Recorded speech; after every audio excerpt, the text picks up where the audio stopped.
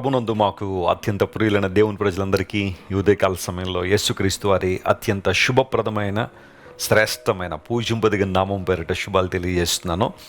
యేసుక్రీస్తు నిన్న నేడు నిరంతరము ఒకే రీతిగా ఉన్నాడు. ఆయన యుగ యుగములకు ఒకే రీతిగా ఉంటాడని లేఖనం సెలవిచ్చింది. మారని మాట తప్పని దేవుణ్ణి మనం ఆరాధన చేస్తున్నాం. మనకున్న అతిశయం అదే, మన దేవుడు గొప్పవాడు, ఆయన కీర్తనీయుడు. ఎవరైతే ఆయన్ను మనస్ఫూర్తిగా స్తుతిస్తారో, యథార్థంగా ఆరాధన చేస్తారో వాళ్ళందరూ కూడా ఆధ్యాత్మికంగా పటిష్టమైన స్థానంలో ఉంటారు. ప్రతిరోజు ఉదయాన్నే లేచిన తర్వాత ప్రార్థన చేసుకుని దేవుని వాక్యాన్ని చదివిన తర్వాత ఒక వాగ్దాన సందేశాన్ని బైబిల్ నుంచి మనం వింటున్నాం. మీలో చాలామంది వాగ్దానం ద్వారా దీవెన పొందుతూ ఆత్మలో బలపడుతున్నందుకు నేను ప్రభువును స్తుతిస్తున్నాను. ఈరోజు వాగ్దానం కోసం కనిపెడుతున్నారు కదా, పరిశుద్ధ గ్రంథం తెరిచి 22వ కీర్తన 26వ వచనాన్ని చదువుకుందాం. Psalm 22 and verse 26.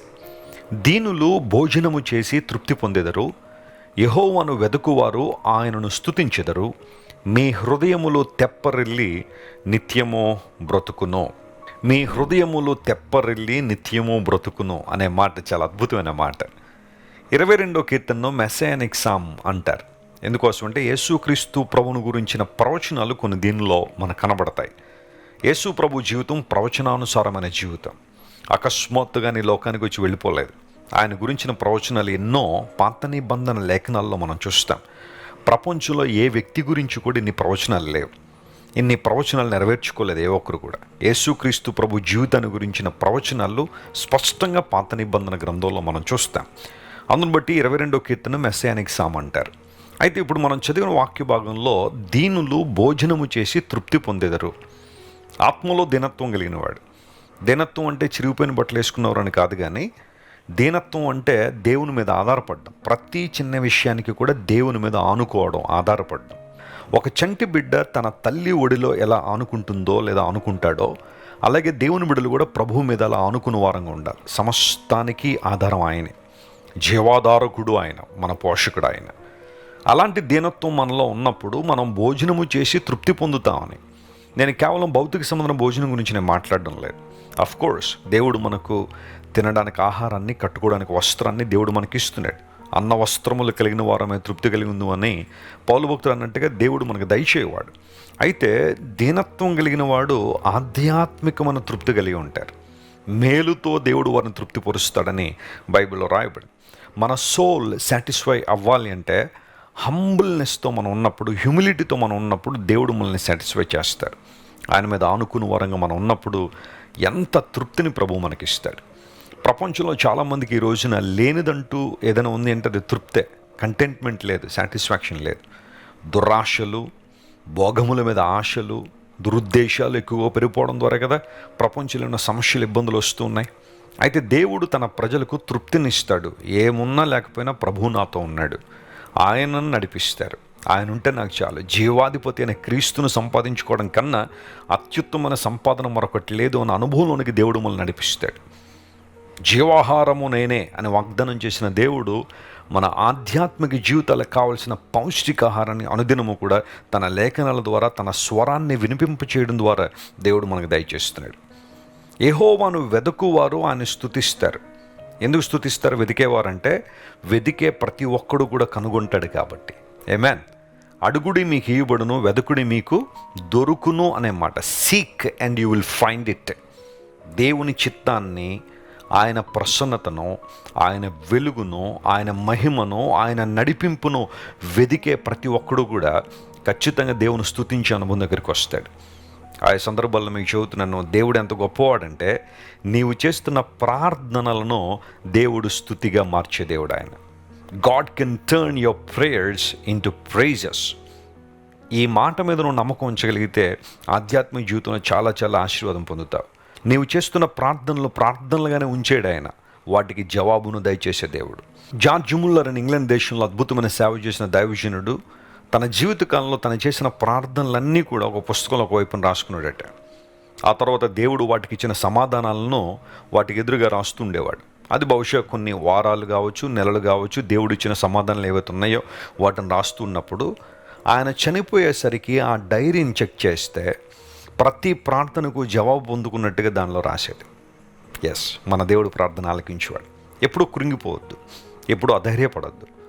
పరిస్థితులన్నీ చుట్టూ ప్రతికూలంగా ఉన్నాయని, శ్రమలనే సుడిగాలి నిన్ను భయంకరంగా ఇబ్బంది పెడుతుందని, కారు మబ్బులు కమ్మేసాయని చెప్పి నువ్వు చింతపడాల్సిన అవసరం లేదు. దావీదు భక్తుని వలె యెహోవా నాకు వెలుగును, నాకు రక్షణై ఉన్నాడు, నేను ఎవరికి భయపడదును అని నువ్వు చెప్పగలిగే స్థాయికి నువ్వు రావాలి. ప్రపంచంలో నువ్వు ఏది వెతికినా డిసప్పాయింట్ అయిపోతావేమో, ఏది వెతికినా నిరుత్సాహానికి గురవుతావేమో, కానీ దేవుణ్ణి వెతికేవాడు, ఆయన చిత్తాన్ని వెతికేవాడు ఎప్పుడు కూడా నిరుత్సాహానికి గురికాడు. కారణం ఏంటంటే ఆయన తను వెదుకు వారికి ఫలం ఇస్తానని వాగ్దానం చేశాడు. Praise the lord. ఏ ఒక్కరు నిరుత్సాహపడాల్సిన అవసరం లేదు. అంత మాత్రం కాకుండా వారి హృదయములు తెప్పరిల్లి బ్రతుకును అన్నాడు కదా. ఆ మాట ఎంత బాగుంటుందంటే, ఒక ట్రాన్స్లేషన్లో ఏమని ఉంటుందంటే, they will have new hope in their lifes అని. అనుదినము కూడా ఒక నూతన నిరీక్షణతో దేవుడు మనల్ని నింపుతాడట. ఈ నిరీక్షణ మనల్ని సిగ్గుపరచదు. తెప్పరిల్లి అన్న మాట ఒక మాటలో చెప్పాలంటే న్యూ హోప్, నూతన నిరీక్షణ, నూతన అనుభవాలు, నూతన అభిషేకంతో దేవుడు మనల్ని నింపి తన మహిమ కొరకు వాడుకుంటారు. నీ హృదయం కృంగిపోవాల్సిన అవసరం లేదు, నీ హృదయం బంధకాల్లో ఉండాల్సిన అవసరం లేదు. దేవుడు తన నిరీక్షణతో నింపి నిన్ను తెప్పరిల్ల చేసి బ్రతికించే దేవుడు ఆయన. Hour God is the one who makes us alive. ప్రతి పరిస్థితిలో కూడా మనం బ్రతికింపజేసే దేవుడు ఆయన. ఆయన వైపు చూద్దాం. ఈరోజు ఈ వాగ్దానాన్ని క్లెయిమ్ చేసుకుని ప్రభువును స్తుతించండి. అసాధారణ అద్భుతాలు మీ జీవితంలో జరగాలని, మీరందరూ స్పిరిచువల్గా బలమైన స్థితిలో ఉండాలని మీకోసం పట్టుదలగా ప్రార్థన చేస్తున్నాను. కళ్ళు మూసుకుంటారా? ప్రార్థన చేద్దాం. ప్రేమగల తండ్రి, మీరు మాకు ఇచ్చిన వాగ్దాన సందేశాన్ని బట్టి నీకు స్తోత్రాలు. దీనులు భోజనం చేసి తృప్తి పొందుతారని, నిన్ను వెతికే వారు స్తుతిస్తారని, వారి ప్రాణములు, వారి హృదయములు తెప్పరిల్లి బ్రతుకుతాయని వాక్యంలో రాయించావు. ఈ వాగ్దానాలు నిశ్చలమైనవి, గొప్పవి ప్రభు, నీకు స్తోత్రాలు. మా ప్రియులు ఎంతమంది అయితే ఈరోజు కలవరాల్లో, ఆందోళనలో ఉన్నారో వారిని లేవనెత్తండి, వారి హృదయాలను బలపరచండి, నూతన ఆత్మతో, నూతన నిరీక్షణతో వారిని నింపి అద్భుతాలు చేయండి ప్రభువా. నిన్ను వెతికేవారు నేను స్తుతిస్తారన్నావు, ఎందుకంటే నిన్ను వెతికే ఏ ఒక్కడు కూడా నిరుత్సాహానికి గురి కాలేదు కనుక. మా ప్రియులను బలపరచండి. ఎవరైతే ఉద్యోగాల కోసం ప్రార్థన చేస్తున్నారో వారిని జ్ఞాపకం చేసుకోండి. సంతానం లేమితున్న వారిని మీరే జ్ఞాపకం చేస్తున్న వారి గర్భాలు తెరవండి. అనారోగ్యంతో ఉన్న వారిని, అప్పు బాధలో ఉన్న వారిని లేవనెత్తండి ప్రభు. అన్నిటికన్నా ప్రాముఖ్యంగా ఆత్మలో మా ప్రియులను అభివృద్ధిపరచండి, నీకు దగ్గరగా చేసుకోండి. ఘనత మహిమ నీకే చెల్లిస్తూ యేసుక్రీస్తు వారి అత్యున్నతమైన నామం పేరిట అడిగి వేడుకొనిచున్నాం తండ్రి. Amen, amen, amen. God bless you dear friends. Have a wonderful day. Christ worship centre ఓ బలమైన సంఘ ఉజ్జీవం. కొన్ని సంవత్సరాల క్రితం కేవలం ఇద్దరితో ప్రారంభించబడిన పరిచర్య నేడు ప్రపంచవ్యాప్తంగా లక్షలాది మందిని ప్రభావితం చేయుచున్నది.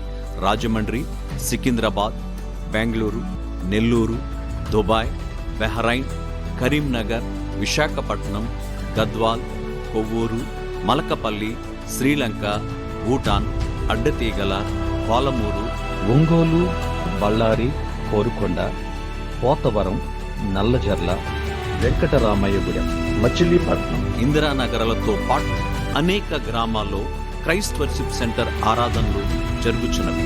వాక్య సంబంధమైన ఉజ్జీవంలో, పరిశుద్ధాత్మ సంరక్షణలో కొనసాగాలనుకునే ప్రతి ఒక్కరికి మా ప్రేమపూర్వక ఆహ్వానాన్ని అందిస్తున్నాము. రండి, ఆత్మతో సత్యముతో ప్రభువైన యేసుక్రీస్తును ఆరాధిద్దాం.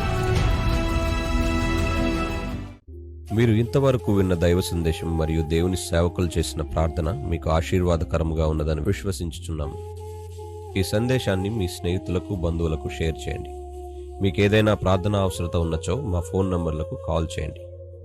దేవుడు మిమ్మల్ని ప్రేరేపిస్తే విశ్వాసంతో సాగుచున్న ఈ పరిచర్యను ప్రోత్సహించండి. మరిన్ని వర్తమానాలు, పాటలు వినుటకు జాన్ వెస్లీ మినిస్ట్రీస్ అను మా యూట్యూబ్ ఛానల్ను సబ్స్క్రైబ్ చేసుకొనండి. ప్రభువైన యేసుక్రీస్తు కృప మీకు తోడైండును గాక.